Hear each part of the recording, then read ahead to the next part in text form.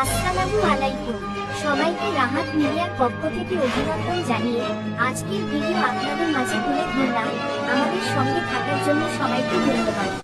বর্তমানে ধানের সিজন, এখন ধান কিরকম সুন্দর গ্রাম্য ধান হয়েছে আপনারা বিস্তারিত দেখেন।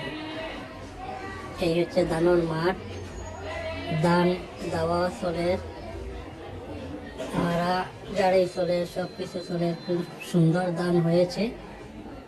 আপনারা ভিডিওটা দেখেন, পুরাপুরি দেখলে বুঝতে পারবা।